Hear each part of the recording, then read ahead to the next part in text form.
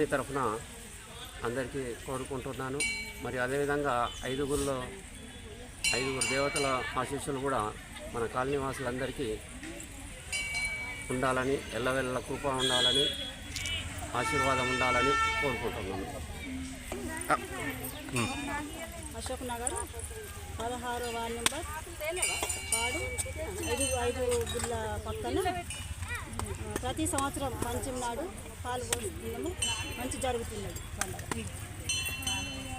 ప్రతిసారి పండుగ మంచిగా జరుగుతుంది. శివుని కృప, నాగపంచమి కృప అన్ని రకాల మంచిగా జరుగుతుంది. సంవత్సరం వస్తున్నాము. అన్ని రకాల మంచి జరుగుతున్నది.